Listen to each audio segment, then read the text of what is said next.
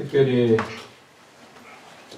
그 어느 해보다 개인과 가정과 일터와 교회가 참 힘들게 보내면서 지키게 된 오늘 추수 감사 주일인 것 같습니다.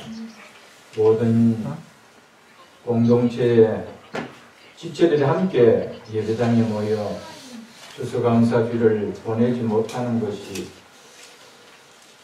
추수감사주일을 지킨 이후 모든 교회들에 있어서는 처음 있는 일이 아닌가 생각되어집니다. 영적인 축제가 되어야 할 이 추수감사주일마저도 대부분 교회들이 비대면으로 각 교인들이 각자의 집에서 영상으로 드리게 되는 상상할 수 없는 참으로 믿기지 않는 일이 우리에게 현실이 된 누구보다도 믿는 성도들과 교회가 힘든 시간을 보내는 한 해의 끝자락에서 하나님께서 주신 은혜를 또한 기억하며 감사의 마음으로 추수감사주일 예배를 드리게 된 이 참 가슴이 아픕니다. 그럼에도 하나님께서 저희들에게 모든 지체들은 함께하지 못하는 아쉬움은 있지만 그래도 다수의 지체들이 넓은 권사님 가정에 모여 이렇게 넉넉한 거리를 두고 감사 예배를 드리게 되어 마음이 아픈 가운데서도 위로가 되고 참으로 감사함이 우러나는 예배 또한 아닐 수가 없습니다. 이런 상황 속에서도 감사의 마음을 하나님께 올려드릴 수 있도록 추수감사주일을 허락하신 우리 하나님께 모든 것 감사 올려드리며 가정에서 또한 이곳에서 추수감사 예배를 드리는 모든 성도들을 위해 삼위 하나님의 크신 은혜가 충만한 추수감사 예배가 되기를 축복합니다. 아멘. 2020년 추수감사주일 예배를 맞아 오늘 본문인 하박국 3장 16절로 19절 말씀을 통해 눈물 가운데서도 감사가 나오는 신앙이라는 제목으로 말씀을 드리며 함께 주시는 은혜를 받고자 합니다. 본문은 이러한 말씀으로 오늘 시작되고 있습니다. 내가 들었으므로 라는 말로 시작합니다. 내 창자가 흔들렸고 그 목소리를 인하여 즉 들은 그 목소리를 인하여 내 입술이 떨렸도다.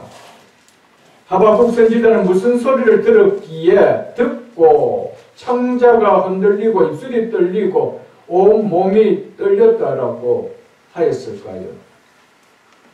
무리가, 여기서 무리는 바벨론 군대를 말합니다. 바벨론 군대가 우리를, 즉 우리 유다를 치러 올라오는 환난 날을 내가 기다림으로 내 뼈에 썩이는 것이 들려왔으며 내 몸은 내 처소에서 떨리는 도다.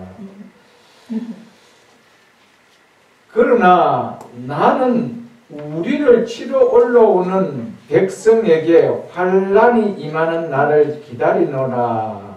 이렇게도 번역이 가능한 말씀입니다. 이 말씀은. 그래서 8절에서 15절로 연결되면서 그렇게 번역합니다. 우리는 무리가 우리를 치러 올라오는 환난 날에 내가 기다렸다라고 하는데 나는 우리를 치러 올라오는 백성에게 환난이 임할 날을 기다렸다. 이렇게 번역이 가능합니다. 이것은 8절로 15절과 연결이 될 때는 그렇게 번역이 가능할 수 있는 문장입니다. 그래서 NIV나 ESV나 우리 성경 가운데 새 번역 같은 것은 그렇게 번역되어 있습니다. 그런데 우리가 보고 있는 개정 성경은 17절과 이어지는 17절과 자연스럽게 연결을 하고 있기에 이렇게 번역을 해놓은 것입니다. 그래서 킹 제임스 버전이나 ASB 버전은 우리 번역과 같게 이렇게 번역되어 있습니다. 왜 제가 이런 이야기를 하면 대부분 우리 성도들이 함께 보고 있는 버전이 NIV이기 때문에 왜 이렇게 다르지 할 것 같아서 제가 말씀을 드리는 것입니다. 본문인 16절과 함께 우리에게 너무나 잘 알려진 17절, 18절 그리고 19절 말씀은 이 말씀이 이렇게 나오게 된 배경을 알아야 이 말씀의 의미를 바르게 알 수 있기 때문에 설명이 좀 필요한 말씀입니다. 하박국 선지자는 남유다 말기인 17대 왕인 3개월간 왕위에 있었던 여호아하스를 거쳐서 18대 왕인 11년간 왕위에 있었던 여호야김 왕 때 활동했던 선지자였습니다. 동시대의 선지자로서는 예레미야가 있었고 스바냐가 있었고 나훔 선지자가 하박국과 함께 있었던 선지자였습니다.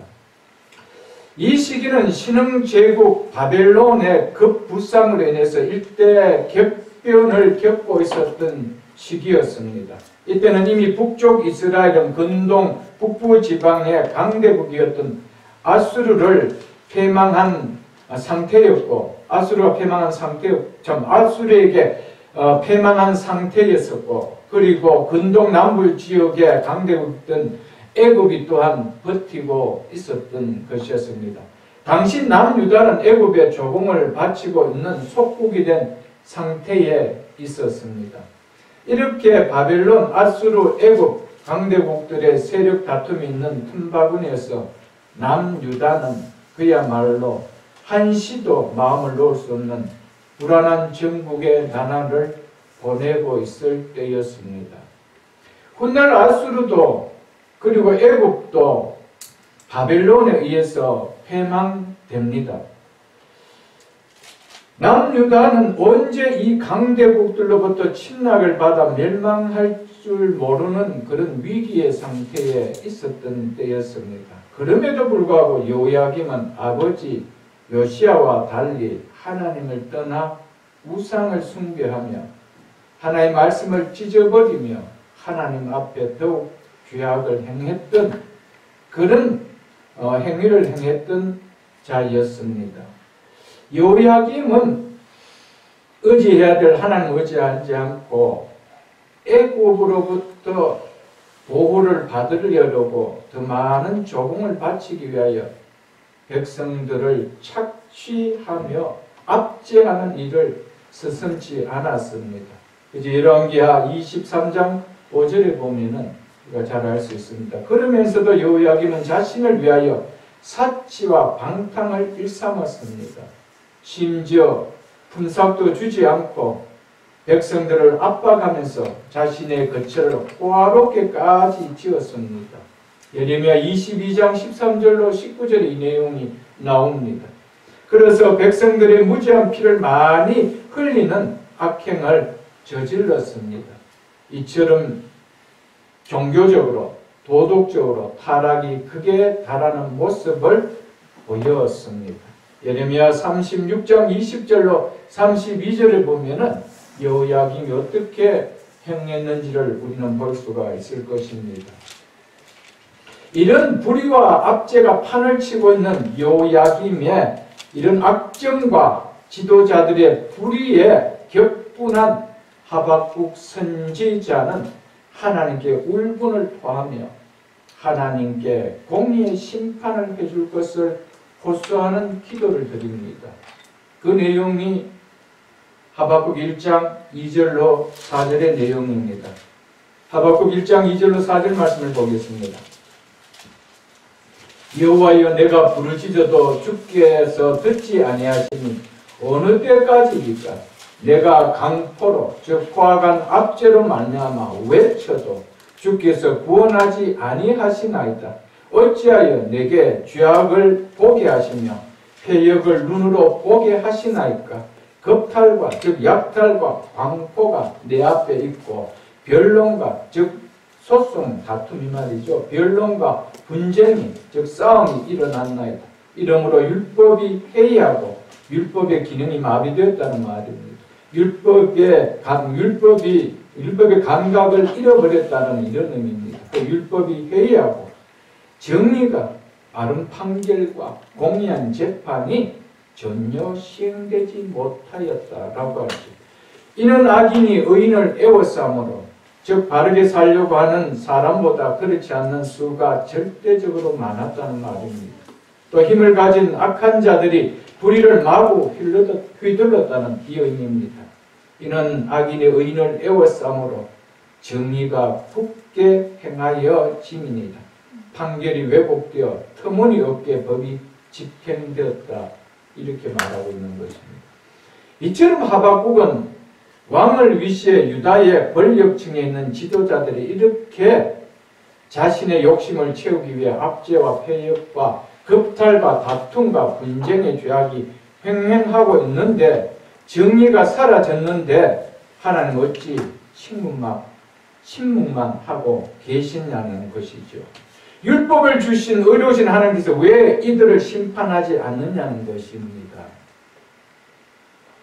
이 사실이 너무 자신에게는 답답하다는 것이죠. 그래서 하나님 뭐라고 저에게 좀 말씀해 주세요 라고 한 기도가 하박국 1장 2절에서 4절의 기도였습니다. 이 질문은 하박국만의 질문이 아니겠지요. 불의가 정의로 둔갑하고 정의처럼 행사하고 거짓이 공리로 둔갑하여 행하는 이 시대를 보면 우리도 같은 질문이 나오지 않을까요? 하나님 앞에 같은 기도가 나오지 않을까요, 여러분? 불의를 정의인 것처럼 위장하여 자신들은 마치 정의의 사도인 것처럼 말하고 행사하면서 뒤로는 정작 자신들은 더한 불의와 부정을 행하면서도 여전히 정의로운 사람처럼 살아가는 이런 불의한 자들이 세상에서 벌을 받지 않고 더 잘 풀리는 인생이 되고 있는데, 하나님 왜 도대체 막지 않고 그대로 두십니까? 이런 답답함이 오늘 이 시대를 바라보면 우리에게도 동일하게 하박국 선지자와 같은 기도가 많이 나올 수 없을 것입니다. 말씀대로 살려고 힘쓰는 성도들의 삶은 더 어려운데, 불법과 편법을 쓰고 사는 불의한 자들의 삶은 더 잘 풀리고 그들의 후대들은 더 잘 풀려가는 걸 볼 때 왜 공의로우신 하나님께서는 그대로 보고만 계십니까? 그때 하나님께서 하박국 선지자에게 이렇게 답을 해 주십니다. 그 내용이 5절로 11절 말씀입니다. 1장 5절로 11절 말씀입니다. 여호와께서 이르시되, 6절 보겠습니다. 보라, 내가 사납고 성급한 백성, 한마디로 포악한 백성이란 말이죠. 곧 땅이 넓은 곳으로 다니며 자기의 소유가 아닌 거처들을 점령하는 갈대아 사람을, 즉 바벨론 군대를 가리킨 말입니다. 바벨론 군대를 일으켰나니 그들은 두렵고 무서우며 당당함과 위엄이 자기들에게서 나오며, 즉 바벨론의 교만을 나타내는 말로 자기들 외에는 결코 다른 권위를 인정하지 않고 오직 자기들이 점령자로서 모든 심판과 권위의 주체라는 의미로 이렇게 표현한 것입니다. 8절 보겠습니다. 그들의 군마는 표범보다 빠르고 저녁 이리보다 사나우며 그들의 마병은 먼 곳에서부터 빨리 달려오는 마병이라. 마치 먹이를 움키려고 하는 독수리의 날등과 같으니라. 그들은 다 강포를 행하려 오는데 앞을 향하여 나아가며 사람을 사로잡아 모으기를 모래같이 많이 할 것이라. 왕들을 멸시하며 방백을 조소하며 모든 견고한 성들을 비웃고 흉벽을 쌓아 그것을 점령할 것이라. 유다 백성들의 극에 달한 죄악의 심판을 하기 위하여 하나님께서 이렇게 두렵고 무서운 바벨론 군대를 일으켜 유다를 심판하는 도구로 내가 삼을 테니까 하박구가 조금만 참아보라. 지금 그렇게 이야기하시는 겁니다. 11절 보겠습니다. 그들은 자기들의 힘을 자기들의 신으로 삼는 자들이라. 이에 바람같이 급히 몰아 즉 휩쓸고 지나가는 것처럼 무슨 공격을 이렇게 묘사한 것이죠. 지나치게 행하여 범죄하리라. 바벨론은 자기의 힘에 도취되어 자기들이 하나님의 심판의 도구로 사용된 사실을 망각하고 마치 자신들의 능력으로 인해 승리한 것처럼 교만하여 지나치게 강포하게 행함으로써 하나님의 뜻을 거스려 범죄하는 결과에 이르게 된다라는 말씀을 이렇게 하였습니다. 그래서 결과 하나님의 심판을 받게 될 것이라는 의미의 말씀입니다. 이 말씀은 하박국 너희가 하나님 어찌 이럴 수 있습니까? 라고 항변한 대로 남유다의 죄를 언제까지 그대로 보고만 있지 않을 것이다. 내가 때가 되어 무슨 바벨론을 일으켜 남유다를 심판할 것이다 라는 하나님의 대답이었습니다. 하나님의 대답을 들은 하박국 선지자는 놀라서 다시 하나님께 이렇게 말합니다. 그 내용이 이어지는 12절로 17절 말씀입니다. 선지자가 이르되 여호와 나의 하나님 나의 거룩한 이시여 주께서는 만세 전부터 계시지 아니하시나이까. 우리가 사망에 이르지 아니하리이까. 여호와여 주께서 심판하기 위하여 즉 남유다를 심판하기 위하여 그들을 두셨나이다. 즉 바벨론의 심판의 막대기를 세웠다는 의미지요. 반석이시여 반석이시여 주께서 경계하기 위하여 즉 유다 사회를 벌하기 위하여 그들을 세우셨나이다. 즉 바벨론을 징계의 막대기로 세우셨다 이 말입니다. 13절 보겠습니다. 주께서 눈이 정결하심으로 악을 참아보지 못하시며 계획을 참아보지 못하시거늘 어찌 거짓된 자들을 방관하시며 즉 기만적인 행위로 탐욕을 채우기 위해 급급한 바벨론 군대를 이렇게 묘사한 것이지요. 악인이 즉 바벨론이 자기보다 의로운 사람을 즉 남유다를 삼키는데도 잠잠하시나이까. 주께서 어찌하여 사람을 즉 유다 백성을 바다에 고기 같게 하시며 포로 신세가 되는 것을 이렇게 묘사했습니다. 다스린 자 없는 벌레 같게 하시나이까. 하나님의 보호와 인도함을 받지 못하는 쓸모없는 존재로 전락하게 만드십니까? 이런 의미로 하셨습니다. 15절 보겠습니다. 그가 낚시로 모두 낚으며 그물로 잡으며 투망으로 모으고 그리고 기뻐하고 즐거워하여 그물에 제사하며 투망 앞에 분향하오니 바벨론 백성들이 그들의 승리의 영광을 그들의 군사 여력에 돌렸음을 이렇게 표현한 것이었습니다. 이는 그것을 힘입어 주변 국가의 침략을 통해서 이제 어떻게 한다는 걸 보십시오. 소득이 풍부하고 먹을 것이 풍성하게 됩니다. 나라가 이렇게 번영했다는 것이죠. 17절에 오겠습니다. 그가 건물을 떨고 건물을 뚫어내고 나서 이 말입니다. 계속하여 여러 나라를 무자비하게 멸망시키는 것이 옳으니까 바벨론이 이렇게 해도 되는 겁니까? 이런 바벨론을 하나님께서 들어서 유다를 칠 수 있습니까? 이런 일이죠. 자기 힘을 신으로 삼는 교만이 충만한 바벨론이 이렇게 강대국으로 번성하는 것이 하박국 선지자로서는 유다가 심판을 당하고 있는 것보다 더 의문이 쌓였던 것이었습니다. 아무리 유다 백성이 하나님을 떠나 우상을 섬기고 여호야김이 악한 왕이라 해도 자기의 힘을 자기의 신으로 삼는 즉 이방 바벨론보다는 하나님 낫지 않습니까? 그런데 어찌하여 유다보다 더 악한 바벨론을 들었어 하나님 백성이 유다를 심판하십니까? 심판을 하시려면 유다보다 더 악한 바벨론을 먼저 심판해야 되지 않겠습니까? 이런 의미가 된 것입니다.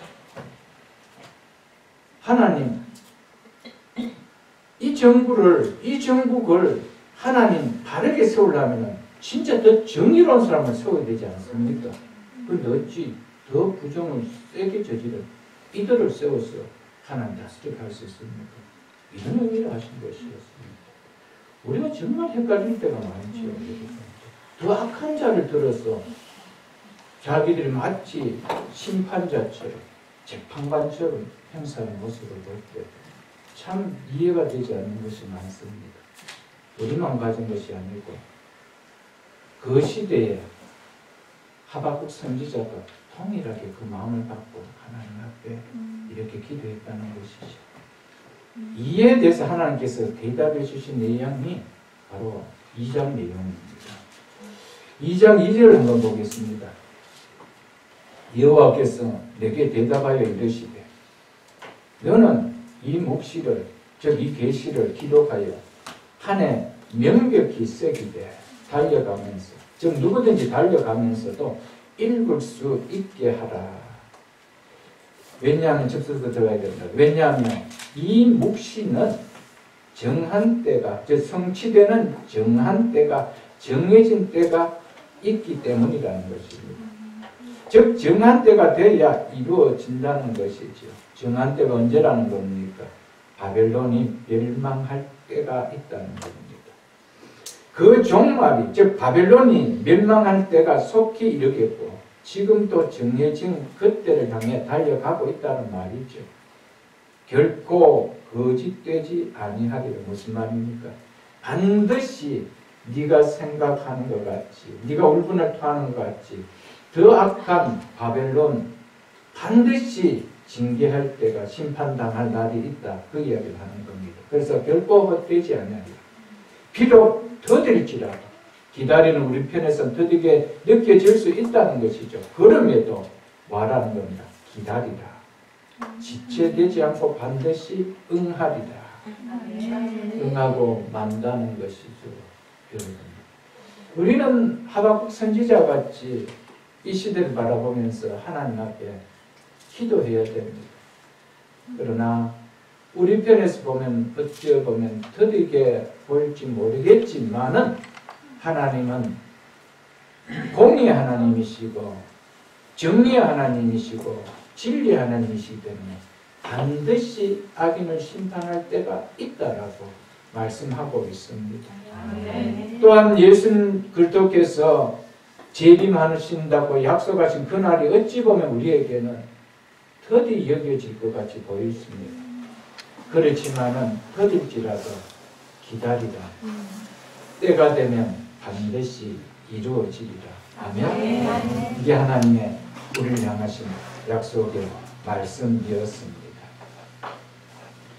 악한 바벨론을 유다를 징계하는 도구로 잠시 사용할 뿐 하나님의 정한 때가 될 때 패역한 바벨론 역시 반드시 하나님의 심판을 받게 될 것이라는 말에 하박국 선지자는 마음에 일어났던 모든 의문들이 풀려지면서 떨쳐버리게 됩니다.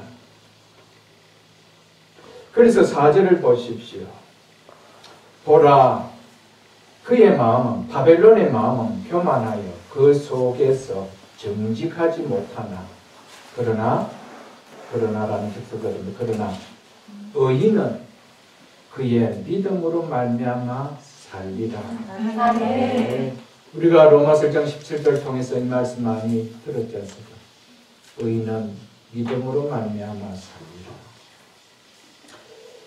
하나님을 떠난 교만한 자들은 하나님의 심판의 날까지 육신의 욕망을 쫓는 불의한 삶을 살다 멸망을 당하는 종말을 맞지만 그러나 하나님 백성은 비록 불의가 판을 치는 세상 속에서 불의한 자들이 더 잘 되는 것을 끝같이 보이고 믿는 자들은 믿음으로 인해 손해를 보고 불이익을 당하는 같이 보여도 끝까지 믿음의 복성은 믿음으로 말미암아 살아야 된다. 이것이 주는 메시지입니다. 우리가 이 시대가 보면은 정의가 어디 있어? 불의가 어디 있어? 그런데 우리라고 이렇게 정의롭게 살 이유가 있나? 우리도 불법을 저지르고 편법을 저지르고 그렇게 살아야 되지. 라고 해야 되는데도 불구하고 너희는 그렇게 하지 말라라는 겁니다. 바벨론의 교만한 마음처럼 그들 속에 정직함이 없는 것 같이 살지 말고 너희는 하나님 백성은 믿음으로 말미암아 살아야 된다. 라는 메시지를 주고 있다라는 것이죠. 그래서 5절에 이렇게 이야기합니다. 그는 술을 즐기고 바벨론 알지요? 술을 즐기고 거짓되고 교만하여 가만히 있지 아니하고 수월처럼 자기의 욕심을 넓히며 이 바벨론 군대는 한 곳에 머물러 있지 못하고 끊임없이 다른 나라들을 침략하는 욕심이 끊이지 않는다. 늘 이렇게 표현한 것입니다. 또 그는 사망 같아서 사망은 모든 생명체를 어떻게 합니까? 다 삼켜버립니다. 만족하지 못합니다. 끊임없이 사망 생명들 삼키죠. 그렇게 표현한 것입니다. 그는 사망 같아서 족한 줄 모르고 자기에게로 여러 나라를 모으며 여러 백성을 모으나니 뭡니까? 침략해서 자기 소유로 삼는다 이 말이죠. 6절 보겠습니다. 그 무리가 바벨론에게 침략을 당한 나라의 백성들이 말이죠. 다 속담으로 비유로 바벨론을 평론하며 조롱하는 시로 그를 풍자하지 않겠느냐. 곧 이르기를 있을진자 자기 소유 아닌 것을 모으는 자요 언제까지 이르겠느냐. 불모 잡는 것으로 강탈해서 취한 것을 말이죠.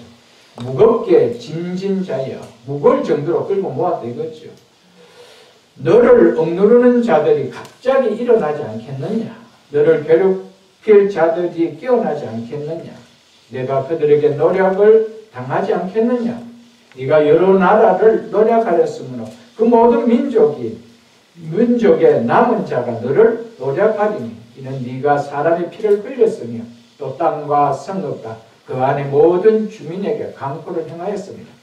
재앙을 피하기 위하여 높은 데 깃들려 하며 자기 집을 위하여 부당한 유학을 취하는 자에게 화 있을진지 네가 많은 민족을 멸한 것이 내 집에 욕을 부르며 내 영혼에게 죄를 범하게 하게 하는 것이 되었도다. 담에서 돌이 부르짖고 집에서 들보가 응답하리라.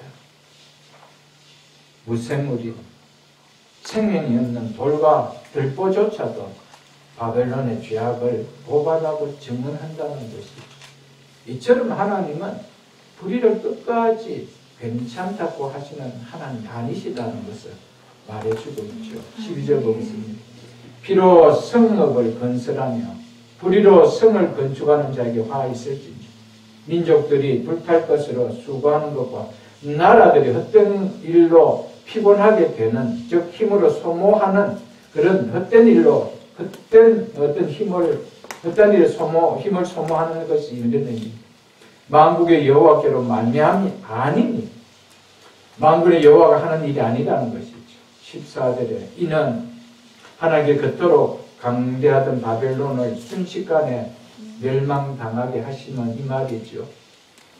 이는 물이 바다를 덮음같이 여호와의 영광을 인정하는 것이 즉 여호와의 영광을 아는 지식이 세상에 가득합니다. 세상에 가득 찰 것이 때문이라는 것이죠.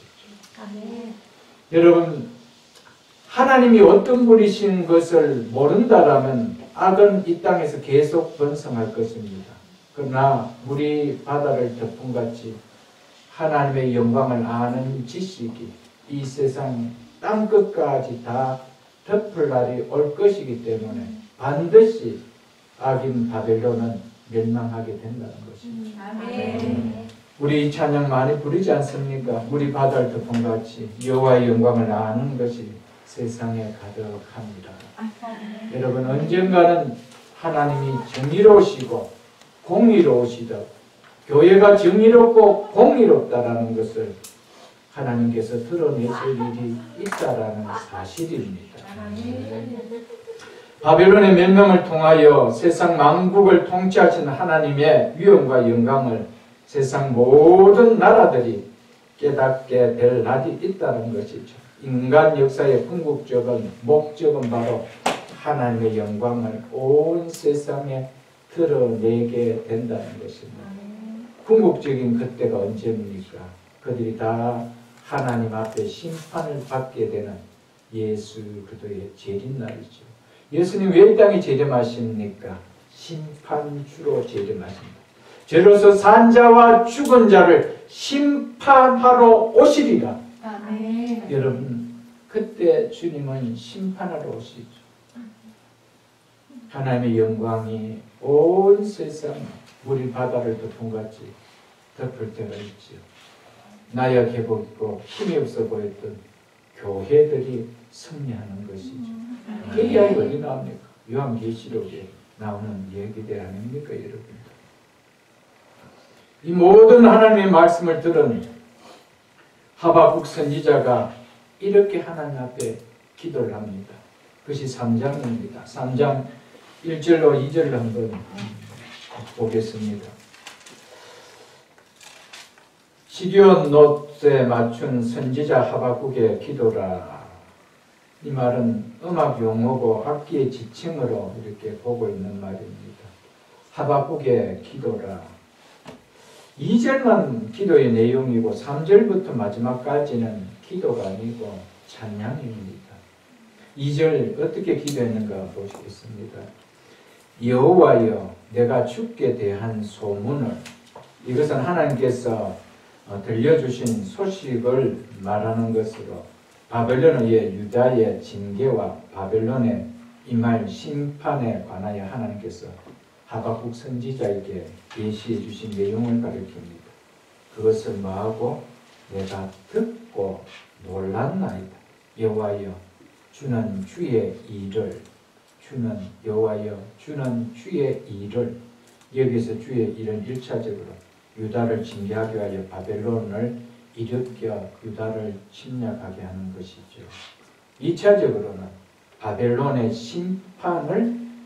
바벨론의 심판을 맡게 되는 것을 말합니다. 여호와여, 주는 주의 일을 이 순년 내에 짧은 기간 내에라는 이 말입니다. 이것을 다른 번역에서는 우리 시대에, 하박국이 사는 이 시대 이 말이죠. 그래서 NIV 성경과 새 번역에 보면은 우리 시대라고 이렇게 번역해 놓은 것을 볼 수 있을 것입니다. 그러니까 이 수년 내에 부흥하게 하옵소서. 여기서 부흥하게 한다는 말은 소생하고 회복시킨다는 이런 의미로 죽은 것이나 다른 무엇이 없는 것을 다시 살린다라는 의미로 사용했는 말입니다. 이전 궁극적으로 하나님께서 바벨론을 심판하심으로 말미암아 죽었던 것 같이 보인 유다가 다시 살아날 것을 표현한 말입니다. 이 순년 내에 나타내시옵소서. 또 한 번 그러죠. 이 순년 내에, 우리 시대에 나타내시옵소서. 진노 중에라도 긍휼을 잊지 마옵소서. 이렇게 말씀하고 있습니다. 하박국 선지자는 처음에는 부패한 유대를 하나님께서 바벨론을 들어 징계하겠다는 하나님의 일에 대해서, 주의 일에 대해서 항변했습니다. 왜 그렇습니까? 왜 악한 자를 들어서 그렇게 하십니까? 그랬죠. 유다를 징계하시더라도 어떻게 유다보다 더 악한 바벨론을 들어서 그렇게 하실 수 있습니까? 심판하시려면 바벨론을 먼저 심판하셔야 되는 거 아닙니까? 그렇게 하시는 것이 하나님의 공의에 맞는 일이 아닙니까? 라고 했던 하박국 선지자였습니다. 그런 하박국이 이제 여호와여, 주의 일을 이 순년 내에 내가 살아있는 우리 시대에 일어나게 하옵소서, 나타내게 하옵소서 라고 했습니다. 바벨론을 심판하심으로 속히 유다를 속히 회복시킨 일을 우리 시대에 일어나게 하옵소서. 이런 부흥을 우리에게 주옵소서. 이렇게 하박국 선지자가 기도했던 것이었습니다. 왜냐하면 하나님께서 행하시는 주의 일이라면 그 일은 선한 것임에 틀림이 없다는 사실을 하박국 선지자는 믿었기 때문입니다. 그래서 하나님께 불평으로 나왔던 하박국 선지자가 하나님께 감사와 찬양으로 변화했던 것이죠, 여러분들. 우리도 우리 대한민국 조국과 우리가 지금 땅을 밟고 살고 있는 이 미국을 바라보며 하박국 선지자처럼 주의 일을 우리 시대에 부흥케 하시고 나타내시옵소서라는 기도를 드려야 할 줄 압니다. 하나님의 공의와 정의가 진리가 이 땅에 흐르는 것을 바라고 사모하고 우리 성도가 여기에 대한 소망이 없다라면 누가 이 일에 대해서 기도하겠습니까, 여러분? 우리는 어떤 당이 아니고 어떤 소속이 아니고 하나님의 정의와 공의를 사모하는 자입니다. 그래서 나움 선지자 나움서에 보면은 이 하나님의 공의와 하나님의 정의가 하수같이 흐르는 나라가 되게 해달라고 했습니다. 너희가 예배를 드렸느냐? 그거보다 먼저 내 마음을 알아라. 그것이 뭐였습니까? 정의와 공의가 이 땅에 흐르는 삶을 성도는 먼저 살아야 된다.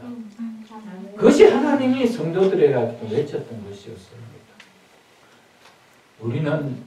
우리가 그렇게 살지 못하면서 외친다라면 우리 또한 가증할 것입니다. 우리가 하나님 보시기에 정의롭게 살고 공의롭게 살면서 공의가 정의가 흐르지 못하는 것을 할 때 하박국 선지자처럼 우리 또한 우리 시대에 이런 주의 일을 부흥케 하시는 역사가 일어나게 해달라고 나타나는 역사가 일어나게 해달라고 기도해야 됩니다. 그것이 교도인입니다. 그것이 크리스찬입니다, 여러분. 이런 의미에서 오늘 본문 16절을 다시 한번 보겠습니다. 내가 들었으므로 내 창자가 흔들렸고 들린 그 목소리 나여 내 입술이 떨렸도다. 하박국 선지자가 하나님으로부터 무슨 말씀을 들었기에 자신의 내장이 흔들렸고 입술이 떨렸다고 하는지 우리는 이제 좀 알 것입니다. 바로 1장 5절로 11절까지 보았던 이 사실의 내용을 하나님으로부터 들었기 때문에 그리고 이미 바벨론 군대의 그 위험이 얼마나 무섭다는 사실을 알고 들었기 때문에 내가 들었으므로 내 창자가 흔들렸고 그 목소리를 인하여 내 입술이 떨렸다라고 했던 것이었습니다. 참고로 1장 5절에 보면은 여호와께서 이르시되 너희는 여러 나라를 보고 또 보고 놀라고 또 놀랄지어다. 너희 생전에 즉 너희가 살아있는 동안에 내가 한 가지 일을 행할 것이다. 누가 너희에게 말할지라도 너희는 믿지 아니하리라. 이처럼 말해도 믿지 못할 정도의 잔혹한 바벨론 군대가 들어와 자기 민족을 처참하게 죽이고 재물을 착취하고 비참한 모습으로 포로로 끌려가는 모습을 하박국 선지자가 자기의 눈으로 봐야 할 것을 생각하니 그래서 너의 생전에 내가 한 가지 일을 행하겠다는 거예요. 그러니까 하박국 선지자가 이 말을 들을 때 내 내장이 흔들렸다. 내 입술이 떨렸다. 내 다리가 후들후들 떨렸다는 거예요. 그 내용을 지금 이야기하고 있습니다. 계속해서 이렇게 말하죠. 우리가 바벨론 군대가 우리를 치러 올라오는 환난 날을 내가 기다림으로. 그럼에도 하박국 선지자는 이 환난 날을 뭐한다라고 이야기합니다. 기다립니다. 내가 피하고 싶습니다라고 하지 않습니다. 기다린다라고 합니다. 왜? 하나님의 말씀이기 때문에. 그리고 이 일이 궁극적으로는 유다를 회복시키는 사건이 되기 때문에 견디기 어려운 환난 날이지만 내가 주의 일을 기다리겠습니다. 라고 했던 것이었습니다. 그러면서 이러죠. 내 뼈에 썩이는 것이 들어왔으며 유다의 이 말 환란의 소식을 듣고서 극도의 두려움과 고통에 사로잡혔다는 표현을 이렇게 한 것이었습니다. 뿐만 아니라 내 몸은 내 처소에서 떨리는 것, 몸을 제대로 가눌 수 없을 정도로 떨렸다라는 말입니다. 그래서 세번역이나 NIV 같은 데는 다리가 후들거렸다라고 이렇게 표현을 해놓고 있습니다. 이제 하박국 선지자가 무슨 소식을 듣고 창자가 흔들리고 입술이 떨리고 온몸이 떨렸다고 했는지 우리는 그 이유를 알 것입니다. 유다를 진멸하기 위해 무섭고 잔인하기로 소문난 바벨론 군대가 온다는 말씀을 듣고 이처럼 하박국 선지자는 떨렸다는 것이죠.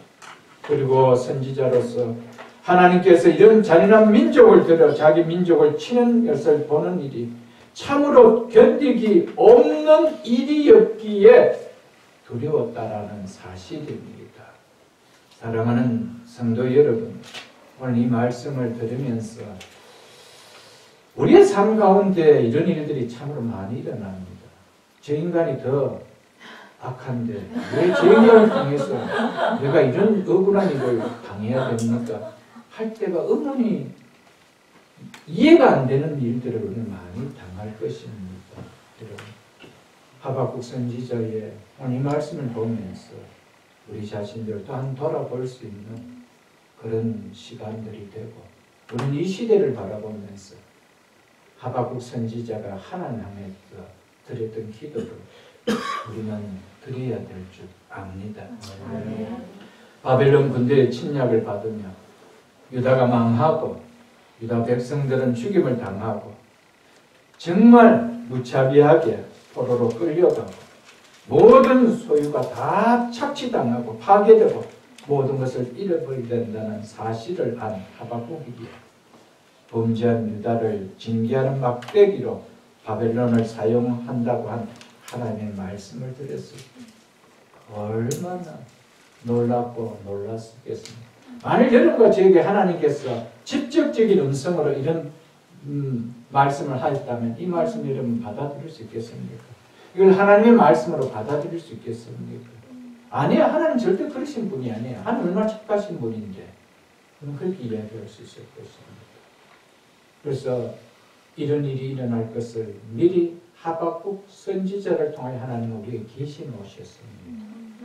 하나님은 때로는 이렇게 도구를 들어서 우리를 깨닫게 하시고 하시는 사실이 있다라고 말씀하고 있다는 것이죠.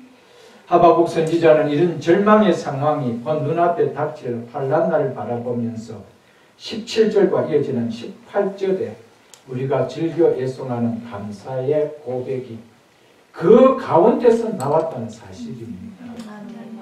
그렇기 때문에 이 노래가 우리가 막 춤추면서 부를 수 있는 그런 찬양이 아니라는 것입니다. 이 내용을 안다면 하박국은 정말 침통한 가운데 하나님 앞에 올려드릴 수 있었던 고백이었습니다. 내장이 흔들리고 입술이 떨리고 뼈가 썩이는 것 같고 온몸이 떨리는 현실을 눈앞에 두고 하박국 선지자의 입에서 하나님께 감사의 고백이 터졌다는 것은 우리가 오늘 이 말씀 자리에 추수감사절에 우리에게 이런 가운데서 감사를 드리는 것이 그도인이랍니다.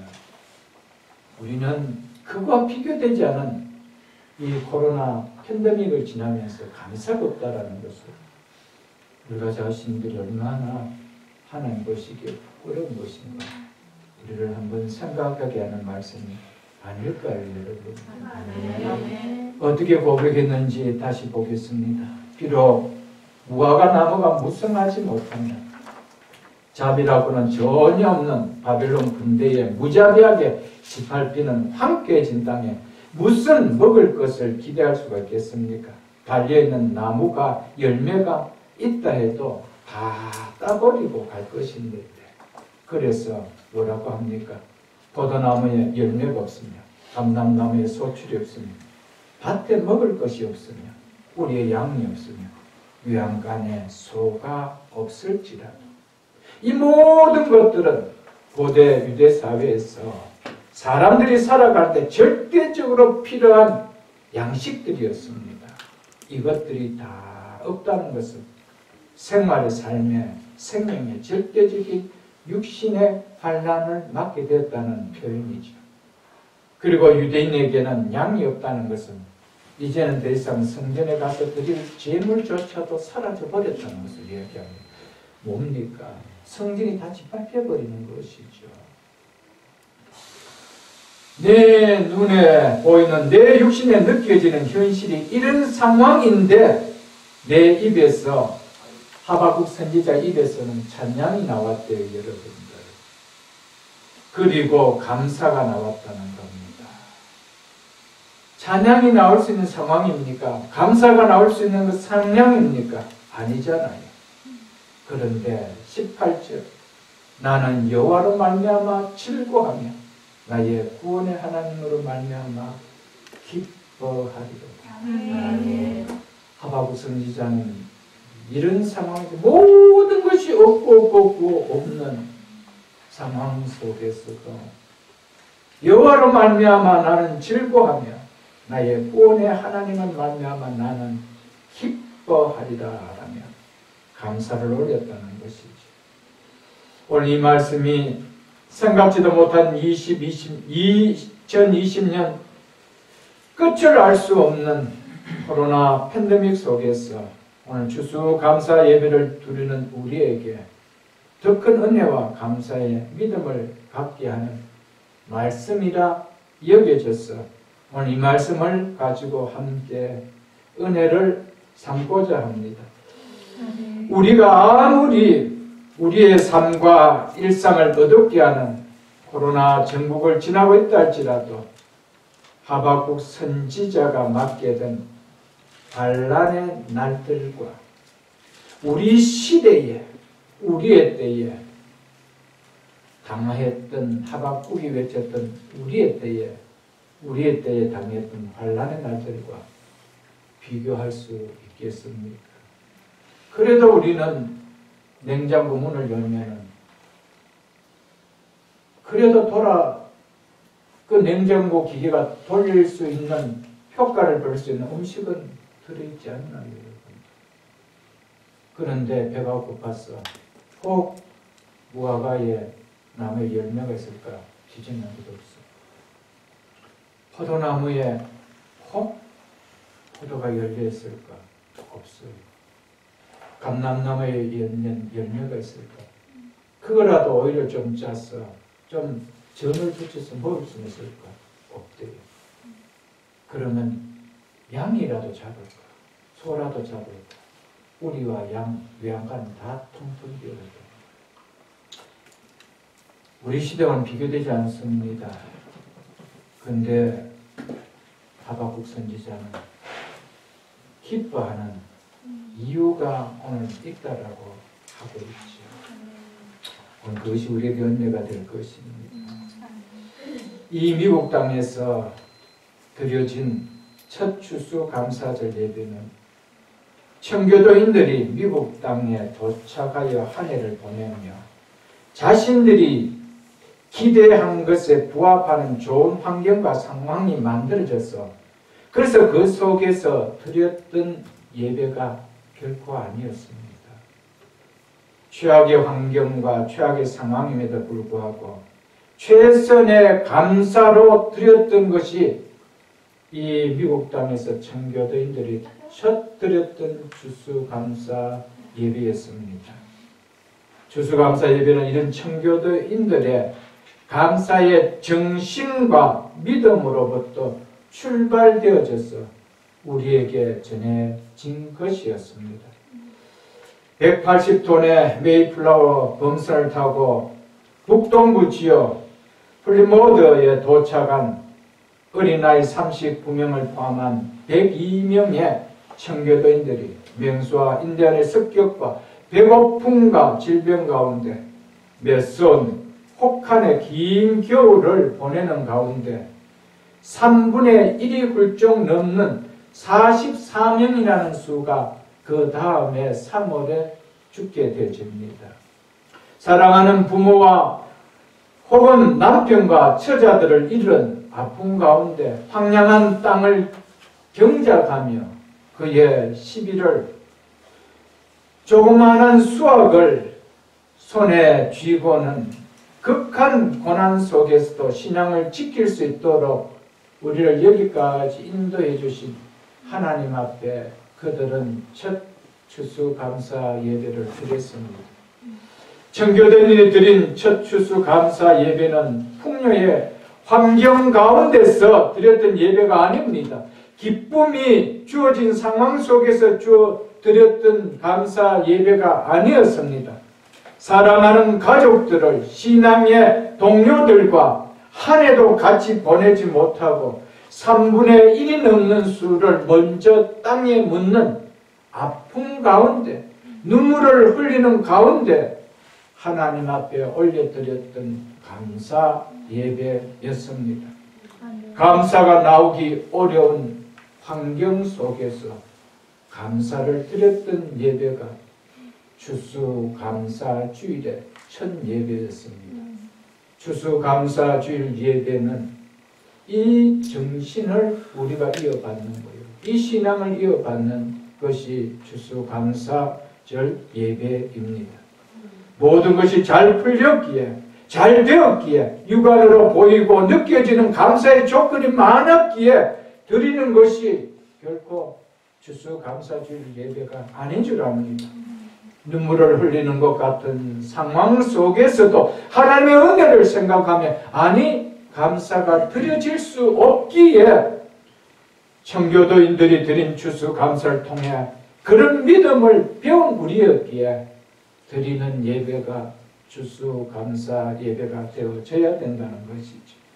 하박국 선지자처럼 비록 무화과 나무가 무성치 못하며 포도나무에 열매가 없으며 감람나무에 소출이 없으며 밭에 먹을 것이 없으며 우리의 양이 없으며 위안간에 소가 없을지라도 이런 환경과 상황이라도 감사를 올려드리는 것이 우리가 배우고 본받아야 될 추수감사절 예배의 정신이요 우리의 모습이라는 사실을 우리는 기억해야 됩니다.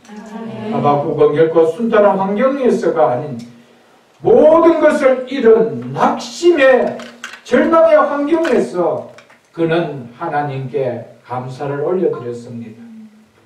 하박국은 화놓게 하는 상황에서가 결코 아닌 두렵게 하고 절망케 하는 상황에서 하나님을 찬양하며 감사를 드렸습니다.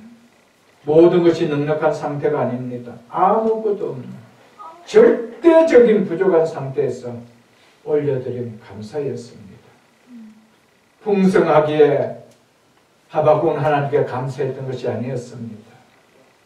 모든 것이 다 해결되었기에 이제는 한숨을 돌릴 수 있는 상황이 되었기에 하나님 앞에 감사했던 것 아니었습니다. 하박국은 불안이 몰려오고 원망이 쏟아져야 정상인 것처럼 보이는 상황 속에서 그럼에도 하나님으로 말미암아 나의 구원의 하나님으로 말미암아 나는 즐거워하며 기뻐하며 감사한다라고 했습니다. 기쁨이 아닌 눈물을 흘리는 상황 가운데서 하나님 앞에 올려드리는 감사라면 하나님은 그 감사를 어찌하니 기억할 수 있겠으며 어찌하니 그 감사에 하나님께서 복을 아니 얹어 주실 수가 있겠습니까? 여러분. 비록 무화과 나무가 무성하지 못하며 포도나무에 열매가 없으며 감람나무에 소출이 없으며 밭에 먹을 것이 없으며 우리의 양이 없으며 위안간에 소가 없을지라도 무성하기 때문에 있기 때문에 감사한 것 아니었습니다. 감사의 조건이 이렇게 생겼기 때문에 감사는 감사적 조건적 감사는 누구나 보편적으로 다 할 수 있는 감사입니다. 있기에 차고 넘치기에 감사의 조건이 생겼기에 감사하는 조건적 감사는 누구나 할 수 있는 보편적 감사입니다. 믿음을 담은 표현이 아니라도 어렵지 않게 누구나 할 수 있는 보편적 감사라는 것이죠. 하나님을 믿는 성도가 이 보편적인 감사마저도 인색하다면 이 어찌 하나님 믿는 성도라 할 수 있을까요, 여러분들? 없어도 하나님의 은혜 때문에 감사해야 되는 것이 성도인데, 감사하는 조건이 차고 넘치면서도 보편적 감사하는 것이 너무나 당연함에도 그것마저도 인색하다라면 성도로서 하나님 앞에 책망 들어야 될 것이 당연하지 않겠어요? 그래서 누가복음 17장을 한번 보겠습니다. 124쪽입니다.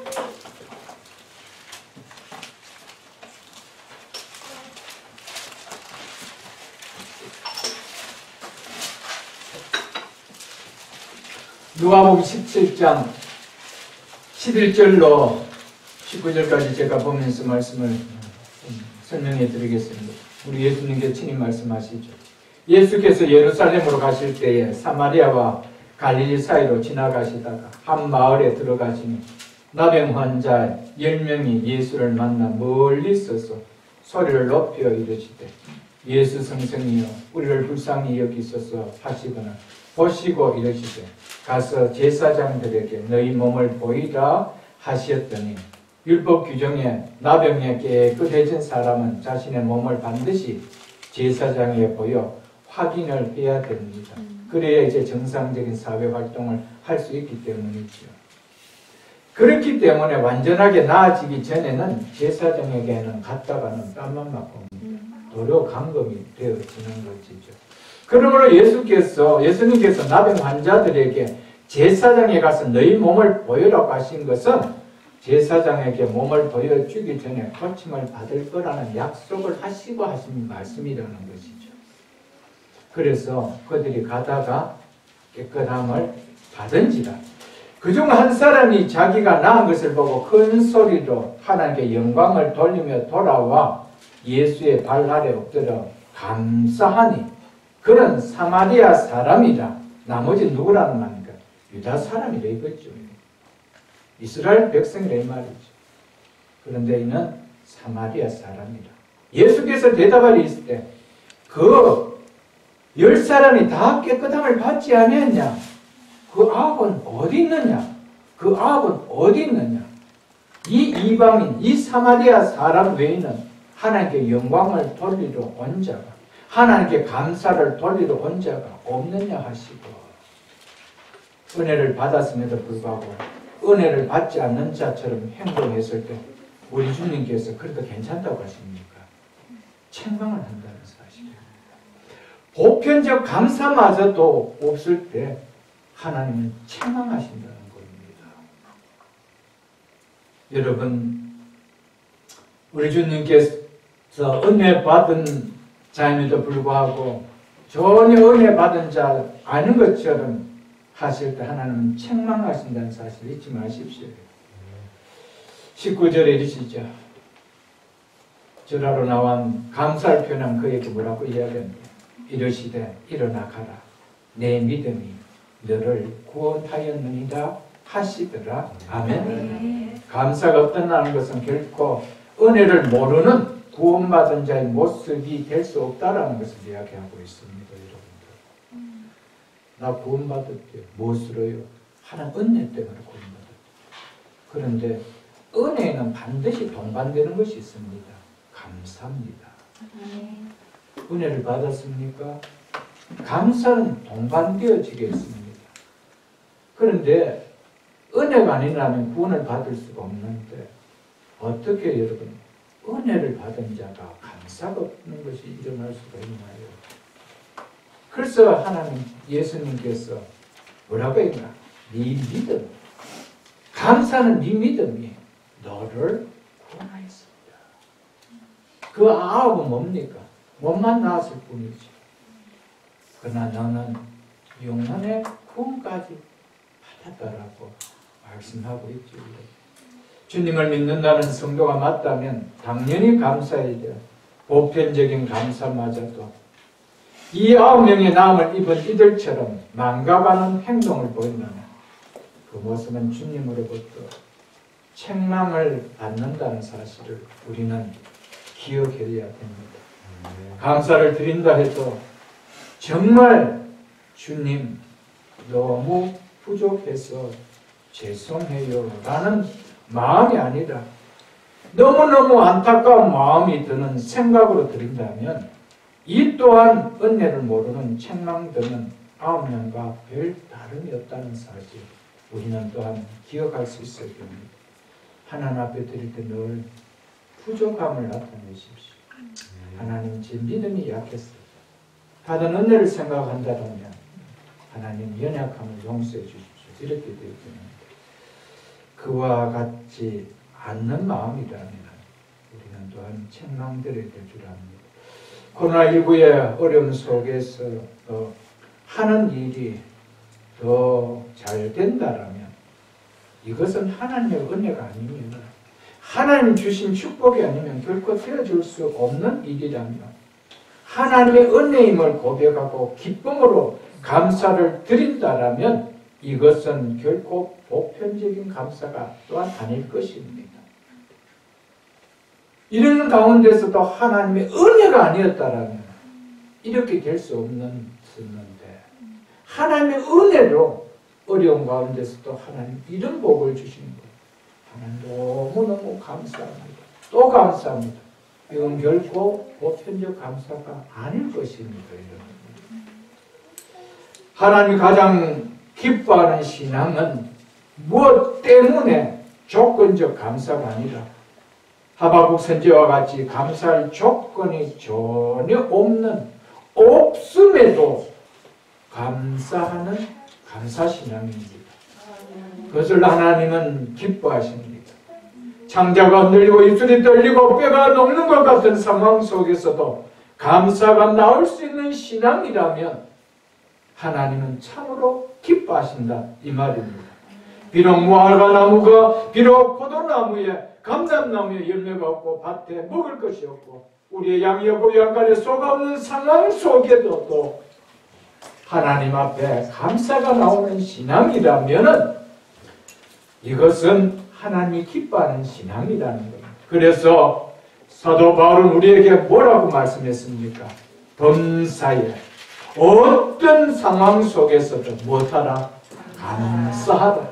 이것은 우리도 예수 안에서 너희를 향하신 하나님의 뜻이니라. 믿으십니까 여러분? 우리가 생각하기에는 하박국 선지자가 참으로 위대한 믿음이라고 여겨질지 모르겠지만 말씀해 보니 범사에 포함되는 그것은 하나님의 뜻이었다는 것입니다. 무슨 이야기입니까? 우리는 그렇게 감사할 수 있는 사람이 정말 찾아보기 어려운 신앙 속에 산다는 말이 아닐까요, 여러분들? 범사에 어떤 환경과 조건이라도 감사하라.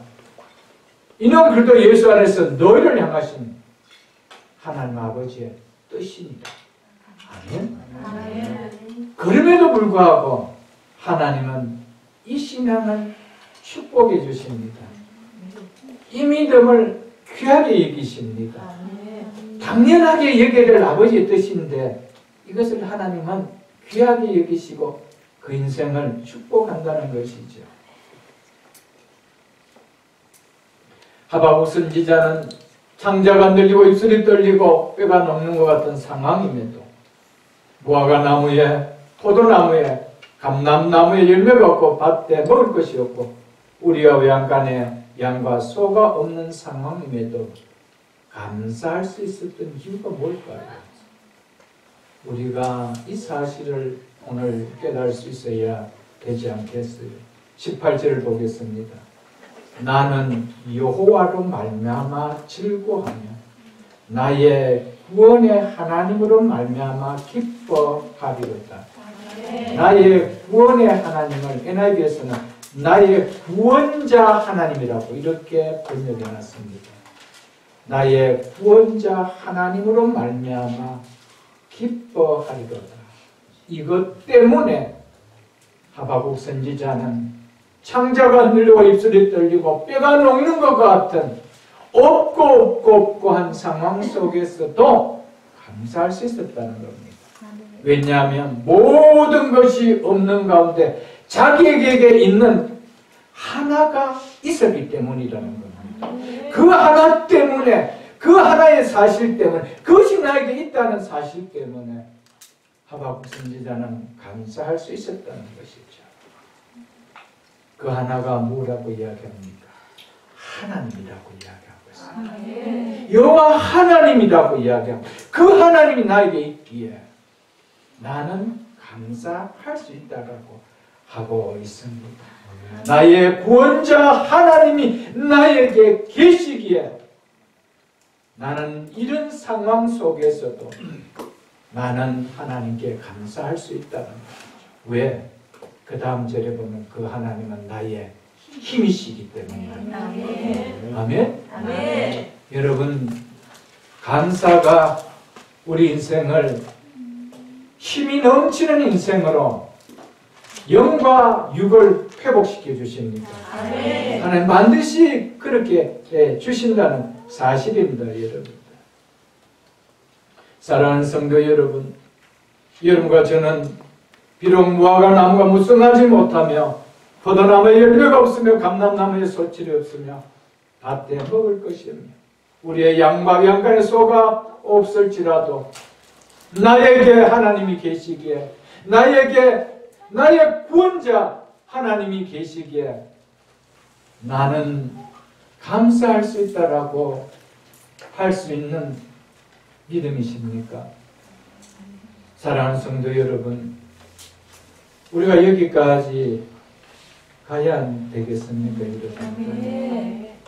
어떤 상황 속에서도 나의 구원자 하나님 한 분 때문에 나를 구원시켜 주신 그 하나님 한 분이 나를 버리지 아니하시고 나의 목자가 되어져서 이 광야의 길을 통과케 해주시기에 나는 감사할 수 있어야 된다는 겁니다.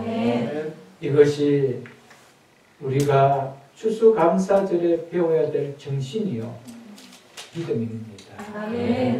이것이 우리의 자세가 되어야 되지 않을까요, 여러분? 또한 하박국 선지자는 자신과 함께 유다 백성이 처한 상황을 보면 절망할 수밖에 없지만 결코 그 상태로 끝내지 아니하시고 하나님께서 반드시 이 절망의 자리에서 다시 자기 백성을 구원해 주시겠다고 약속하신 하나님의 약속의 말씀을 믿었기에 하박국 선지자는 그 구원을 바라보며 그 구원에 하나님이 인하여 나는 즐거워하며 기뻐할 수 있다라고 고백할 수 있었습니다. 여러분과 제가 장차 이루어질 나의 구원에 대한 확신의 믿음이 있습니까? 아멘. 장차 이루어진다는 약속하신 하나님의 말씀을 내가 믿는다라면 나에게 있어서 장차 이루어질 나의 구원에 대한 확신이 있다라면 여러분, 이 확신이 없어질 때 육신적으로 절망하게 되는 상황이 있을 때 무슨 힘으로 하나님께 감사할 수 있을까요? 만일 하박국 선지자에게 반드시 부흥케 하는 날이 올 것이라, 반드시 주의 날, 그 부흥케 하는 날이 올 것이라는 그 말을 들었던 하박국 선지자는 수년 내에 부흥케 하옵소서, 우리의 시대에 주여 부흥케 하시고 나타내게 하옵소서. 어떻게 이 고백을 할 수 있었습니까? 약속하신 하나님의 말씀을 믿었기 때문에. 사랑하는 성도 여러분, 우리가 하나님이 나의 구원자 하나님이 되어주신다는 이 약속을 믿지 못하면 절대로 이런 상황이 올 때 우리에게 감사가 나오지 않아요. 감사는 하나님의 약속 때문에 감사할 수 있는 거예요. 하나님의 신실하신 약속을 내가 믿기 때문에 그 하나님으로 인하여 내가 감사할 수 있다라는 사실이죠, 여러분. 육신의 죽음을 맞는 날 영원한 천국에 들어간다는 구원에 대한 확신하는 믿음이 없다라면 세상적으로 눈물만 나는 상황에서 무슨 근거로 하나님을 향해서 감사의 고백이 나올 수 있겠어요, 여러분? 감사의 찬양이 나올 수가 있겠습니까? 나올 수 없습니다. 이 세상 떠난 날 내가 하나님의 자녀된 나에게 썩지도 않고 쇠하지도 않는 영원한 기업이 약속되어 있다고 하신 하나님의 약속이 믿어지는 믿음이 희미한 믿음이라면 사망의 음침한 골짜기를 지나는 환경 가운데서 무슨 힘으로 하나님을 향하여 감사가 나올 수가 있겠어요? 하박국 선지자의 상황을 잘 기억해 보십시오. 그런 상황에서 하박국 선지자가 나는 여호와를 말미암아 즐거하며 나의 구원자 하나님 말미암아 기뻐할 수 있다라는 감사가 어떻게 나올 수 있습니까?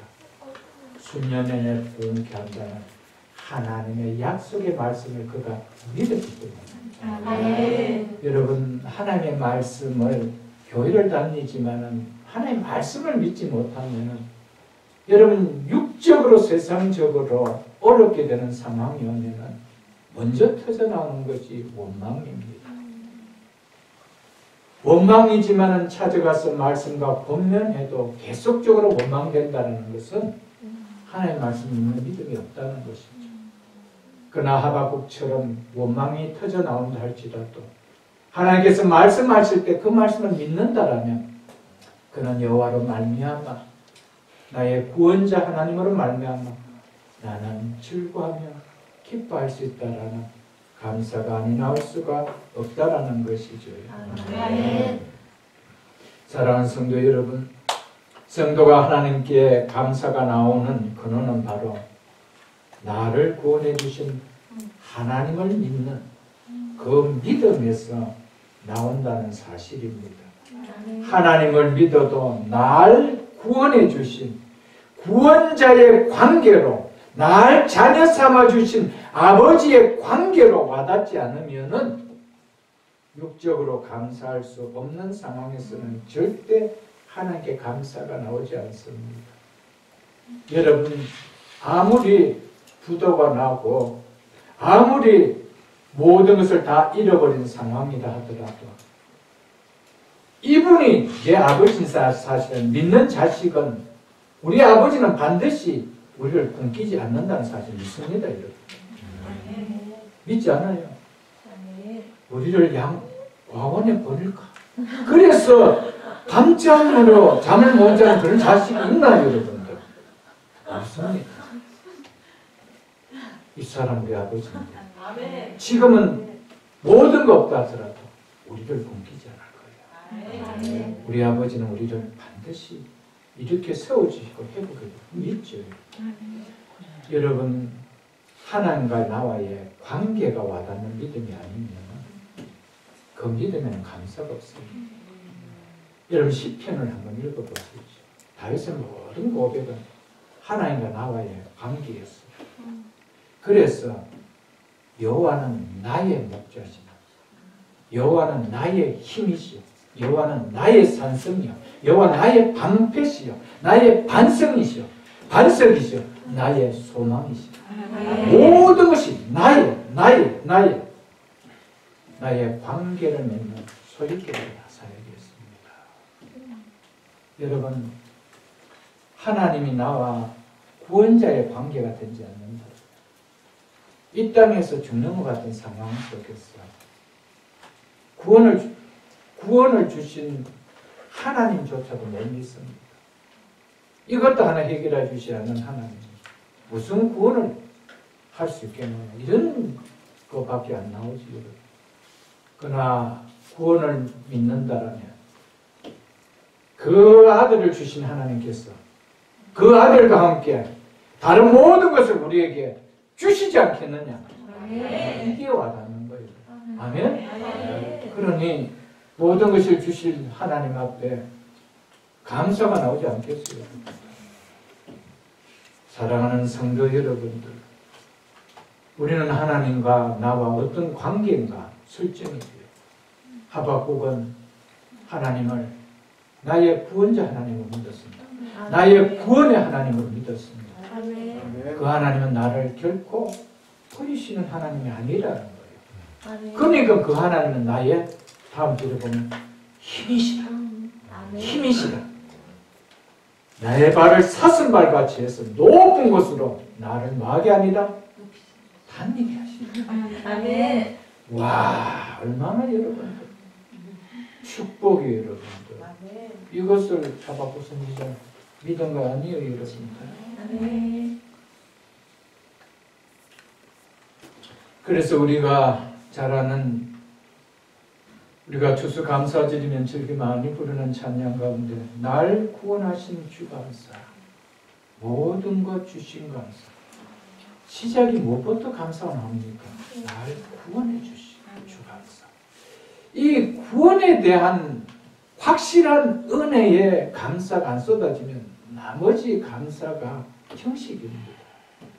그래서 날 구원해 주신 주 감사, 모든 것 감사. 그래서 아픔도 감사, 기쁨도 감사, 절망 중에 위로 감사, 부유도 감사, 가난도 감사, 모든 것 감사해 라고 고백할 수 있는 거 아니겠어요, 여러분? 사랑하는 성도 여러분, 우리가 이 땅을 살아가면서 광야 인생길을 걸어가는 이 삶 속에서 가장 힘이 되는 것은 날 구원해 주신 아버지와 나와의 관계를 맺는 거예요. 그분은 절대적인 나의 구원의 하나님이시다. 그분은 나를 버리시지 않는 자녀 삼아준, 아들로 딸로 삼아주신 아버지라는 이 관계를 붙들고 있는 이상 절대로 우리는 두려움이 없습니다. 다윗은 이 사실을 하나님은 목자로 자신은 양으로 비웠습니다. 왜? 자기가 목동 시절을 오래 해봤기 때문에 한 마리의 양을 목동이 버린 적이 없다는 것을 그가 알았기 때문에. 그래서 여호와는 나의 목자시라. 내게 부족함이 없으리로다. 아멘. 여러분, 부족함이 없는 상황이기 때문에 감사가 아니에요. 사망의 음침한 골짜기로 지난다 할지라도 부족함이 없는 인생으로 이끌어 가시는 사실 때문에 감사할 수 있다는 거예요. 여러분, 이것은 아버지와 나와의 관계, 내가 믿는 하나님과 나의 관계가 설정되어지지 않는 믿음이라면 정말 힘이 없습니다. 힘이 없어요. 여러분, 이 사실을 좀 기억하고 어떻게 해서 하박국 선지자가 이렇게 이런 가운데 감사할 수 있었던지 우리가 좀 깨달을 수 있어야 될 줄 압니다. 여러분. 구원의 은혜를 깨닫는 믿음을 가진 성도는 어떤 상황 속에서도 감사를 잃어버리지 않습니다. 성도에게 있어서 어떤 상황 속에서 변함없이 감사가 나올 수 있는 힘의 그 근원이 어딜까요, 여러분들? 전적으로 하나님의 은혜로 날 구원해 주셨다는 그 은혜, 구원에 대한 은혜 아닐까요? 날 구원해 주셨다는 그 아버지의 은혜 때문에 아닐까요, 여러분? 여러분, 이것이 어떤 상황 속에서도 우리를 구원해 주시는 힘이라는 사실을 잊지 마십시오. 상황과 환경에 의한 조건부 감사는요, 상황과 환경이 또 나에게 변화가 올 때는 그 감사는 결코 지속되지 않습니다. 그러나 나 같은 죄인 살리신 구원의 은혜의 감사는 어떤 상황, 어떤 환경 변치 않고 범사에 감사할 수 있습니다. 왜? 한결같은 감사의 힘은 거기에서 나오기 때문이라는 것이죠, 여러분. 기독교 신앙은 구원의 은혜에 대한 감사가 빠지고는 결코 해질 수가 없습니다. 이것은 마치 밀가루 반죽에 이스트를 빼내고 맛있는 빵을 만들어 보겠다는 생각과 다를 바가 하나도 없습니다, 여러분. 신앙생활의 출발은 구원의 은혜에 대한 감사에서 출발되어집니다. 은혜에 대한 은혜를 깨달았다라면 구원의 출발은 은혜를 깨닫는 때부터 출발이 되는데 은혜가 깨달아졌다라면 감사가 아니 나올 수가 없는데 그래서 그리스도인의 성도의 신앙의 출발은 감사에서부터 나온다라고 하였던 것입니다. 여러분들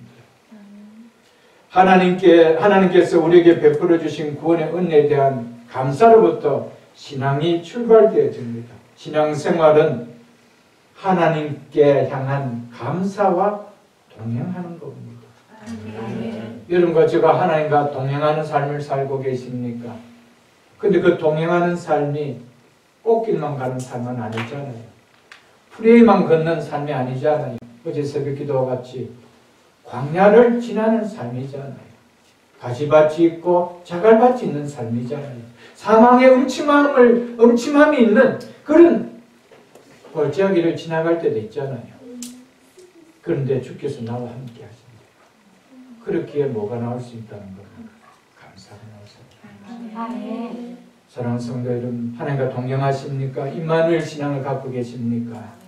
그 증거는 어떤 상황 속에서도 날 구원해 주신 하나님께 대한 감사가 끝나지 않는다는 사실입니다. 그것이 우리를 구원해 준다는 우리의 신앙을 바르게 해준다는 사실을 잊지 마십시오. 여러분.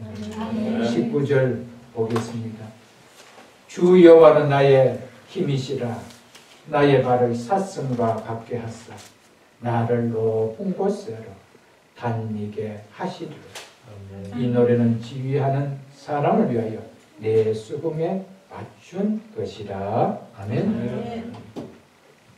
하박국 선지자는 나의 구원자 하나님이 나의 힘이심을 이렇게 믿었기에 입술과 창자가 그리고 온몸이 떨리는 두려운 현실과 상황에서 감사할 수 있었더라고 말합니다.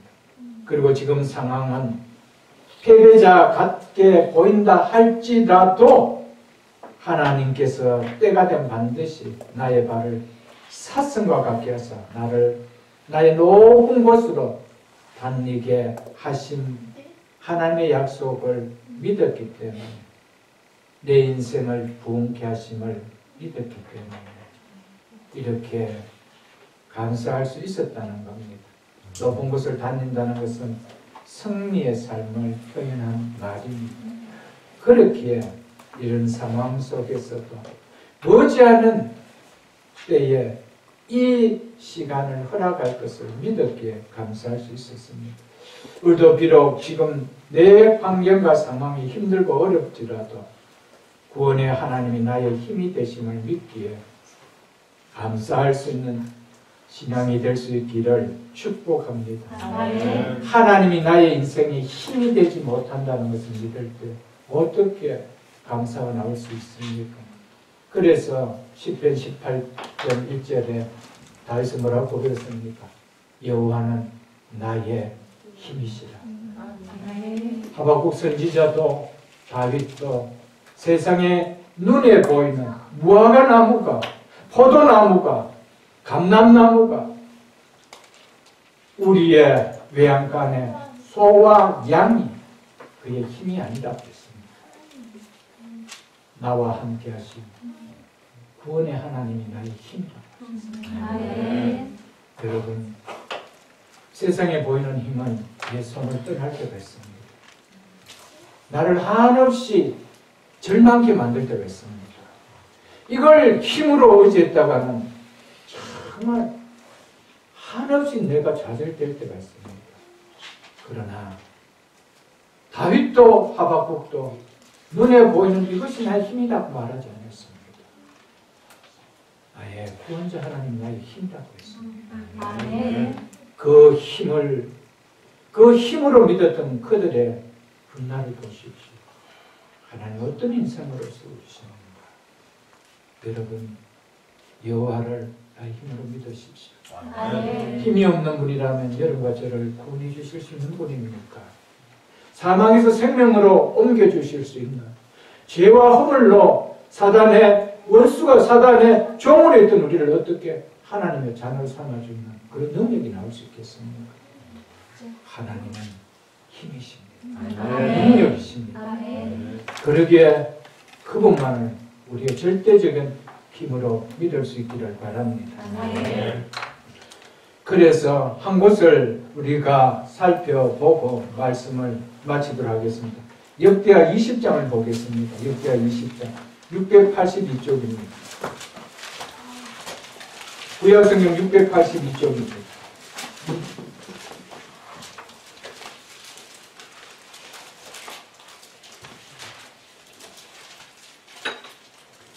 역대하 20장 20절로 22절을 한번 보겠습니다. 제가 읽어드리겠습니다. 이 내용은 이제 곧 우리가 큐티할 내용 아닙니까? 남유다 여호사밧 왕 때 모압과 암몬과 에돔 대연합군의 침략을 받을 때의 그 내용입니다. 그때 이렇게 말하고 있습니다. 여호사밧은 백성과 더불어 의논하고 노래하는 자들을 택하여 거룩한 예복을 입히고 군대 앞에서 행진하며 여호와를 찬송하여 이르기를 여호와께 감사하세 그의 인자하심이 영원하도다 하게 하였더니 여호사밧은 전쟁에 임하는 군사들에게 절대적으로 열세인 이런 전쟁을 지금 치러 나가는데 군사들에게 20절 하반절을 여러분 한번 보십시오. 앞에 20절 하반절에 하나님 여호와를 신뢰하고 권고하고는 여호와 하나님을 신뢰하라. 여호와 하나님을 신뢰하라고 권고하고 나서는 거룩한 예복을 입는 찬양 대원을 군사들 앞에 세워서 여호와께 감사하세 그 인자하심이 영원하도다라는 찬양을 부르게 했다는 겁니다. 이게 지금 전쟁터에 나가는 군사들의 모습이 이래야 되나요, 여러분들? 목숨이 오고 가는 원망과 불평이 나올 수 있는 적의 대군들로부터 침략을 받고 전쟁이 벌어지고 있는 상황인데 그것도 수적으로 절대적으로 불리한 위기의 상황인데 여호와께 감사하세 그 인자하심이 영원하도다 라는 찬양이 나올 수 있느냐. 여러분 여호사밧 왕의 믿음이 대단하지 않나요, 여러분? 그래서 12절 중반절에 한번 보십시오. 우리를 치러 오는 이 큰 무리를 우리가 대적할 능력이 없고 어떻게 할 줄도 알지 못하고 이 정도로 무슨 상황이라는 겁니까? 절대 위기 상황이라는 겁니다. 그래서 어떡한데요? 오직 주만 바라보나이다. 이 위기 속에서 이렇게 오직 주만 바라보는 하나님을 신뢰하는 믿음이 무엇이라는 것입니까? 그것은 불평이 아니다. 오직 하나님의 인자하심이 영원하심을 믿는 하나님께 감사의 마음을 드리는 거라는 것을 오늘 본문을 통해 우리에게 보여주고 있습니다. 여호사밧은 이 큰 무리를 우리를 치러 온 이 큰 무리를 우리가 대적할 능력이 없고 오직 여호와 하나님만 바라봅니다라고 했다라면 그래서 여호와를 신뢰하라고 했다라면 이제는 그 입에서 불평이 아니라 뭐가 나온다 해야 됩니다. 감사가 나옵니다. 여러분과 저가 어떻습니까, 여러분들? 하나님을 신뢰하고 오직 하나님만 바라보고 믿는 하나님 백성이 맞습니까?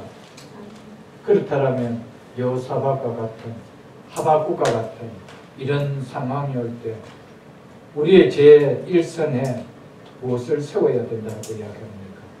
감사가 나올 수 있도록 그렇게 말씀하고 있습니다. 아멘. 군인들한테 감사의 찬양들을 먼저 세웠다는 겁니다. 아멘. 이것이 하나님을 신뢰하고 오직 하나님을 바라보고 있다라는 것이 뭐라는 겁니까? 여호사밧이 하나님께 보인 믿음의 증거라는 것이죠. 감사는 하나님을 온전히 신뢰하고 있음을 나타내는 믿음의 중요한 표현입니다. 기도의 응답으로 전쟁의 승리가 이루어진 후에 감사를 드린 것이 결코 아닙니다. 아직 현실은 위기 가운데 있는 상황입니다. 그럼에도 하나님의 인자하심과 선하심을 믿었기에 이런 여전히 위기 가운데 있음에도 불구하고 이것이 현실에도 불구하고 여호사밧은 여호와께 감사세라며 감사했다는 것이죠. 우리도 하박국과 여호사밧을 통해 상황은 달라진 것이 없지만 하나님의 인자하심과 선하심을 믿기에 하나님을 신뢰하기에 감사할 수 있는 믿음의 성도가 될 수 있기를 주의 이름으로 축복합니다. 그래서 믿음이 기쁨이 아닌 눈물을 흘리는 상황 속에서도 감사하는 신앙이 되자라고 오늘 추수감사제를 맞이해서 말씀을 드리는 것 아니겠습니까? 어떤 감사보다도 우리 하나님께서 받으시는 감사는 풍부한 상황보다, 기쁨이 나오는 상황보다, 웃음이 나오는 상황보다 없음의 상황, 슬픔의 상황에서 눈물이 흘러내릴 것과 같은 상황 속에서 진심으로 하나님께 올려드리는 감사일 것입니다. 모든 일이 잘 되고 평안할 때보다 힘들고 어려움을 만날 때 눈물이 흐를 것 같은 그런 상황 속에, 아픔이 찡하게 오는 그런 상황 속에 그 감사가 나오는 신앙이 된다라면 얼마나 그 신앙은 하나님 보시기에 기뻐할 수 있는 성숙된 신앙이겠어요. 여러분. 건강할 때보다 몸이 아플 때 그 감사가 되어진다라면 이 코로나 팬데믹 상황이 작년과 같이 더 일상에 편안할 때보다 더 감사가 나온다라면 그 진짜 신앙 아니겠어요, 여러분? 감사할 수 없는 환경과 상황 속에서 감사하는 성도들에게 하나님의 선하심과 인자하심은 결코 비켜가지 않을 것입니다. 하나님은 그의 인생을 견고하게 하시며 형통케 해 주신다는 사실이죠. 그래서 이어서 22절을 보십시오. 그 노래와 찬송이 무슨 노래예요? 감사하세라는 그 노래와 찬송이 시작될 때에 여호와께서 복병을 두어 유다를 치러 온 암몬 자손과 모압과 세일산 주민들을 치게 하심으로 그들이 패하였으니 아멘? 우리의 눈에 눈물을 흘렸던 그 환경이 바뀌더라는 거예요. 가슴을 아프게 했던 그 상황들이 바뀌었다는 거예요. 여러분, 이 사실을 여러분들 믿으십시오. 감사할 수 없는 가운데서도 감사하는 성도들에게 나타나는 감사의 능력이 이 사실이라는 사실을 우리는 믿을 수 있어야 됩니다. 하나님께서는 감사하는 성도들에게 위기의 상황을 바꾸어 주십니다. 그래서 27절을 아래 보십시오. 유다와 예루살렘 모든 사람이 다 여호사밧을 선두로 하여 즐겁게 예루살렘으로 돌아왔으니 이는 여호와께서 그들이 그 적군을 이김으로써 즐거워하게 하셨습니다. 아멘. 눈물이 나오는 상황이었습니다. 슬픈 상황이었습니다. 가슴이 아픈 상황이었습니다. 창자가 흔들리는 상황이었습니다. 입술이 떨리는 상황이었습니다. 뼈가 썩는 것 같은 상황이었습니다. 그 상황이 즐겁게 한 상황으로 바뀌었다는 거예요. 무엇이요? 그런 상황 속에서도 감사의 삶이 일선에 설 때 하나님 그 은성을 이렇게 바꾸어 줬다는 겁니다. 사랑하는 성도 여러분, 감사는 하나님의 은혜의 물꼬를 터는 능력이라는 사실을 잊지 마십시오, 여러분. 감사는 절망케 하는 상황과 환경을 바꾸시는 하나님의 축복의 능력이라는 사실을 잊지 마십시오, 여러분. 감사는 하나님께서 우리에게 축복을 부어주시는 그릇이라는 사실을 잊지 마십시오, 여러분. 감사는 내 삶을 바꾸는 능력이요 축복이며 내 인생을 바꾸는 하나님의 능력이 된다는 사실을 오늘 말씀 가운데 여러분들 잊지 마시고 이 말씀을 받을 수 있기를 축복합니다. 날 구원해 주신 하나님을 나의 힘이 되신 하나님으로 신뢰하고 믿는 성도에게 감사가 능력으로, 감사가 축복됨을 잊지 마시고 감사로 인한 하나님의 능력과 축복을 우리의 각자의 삶 속에서 경험할 수 있는 감사의 믿음을 우리가 이 시간 이후로 굳게 부여잡는 새벽에 있을 모든 성도들 2020년 추수감사절을 통하여 이 은혜의 믿음을 붙드는 우리 모두가 다 될 수 있기를 주의 이름으로 축복합니다. 아멘. 주신 말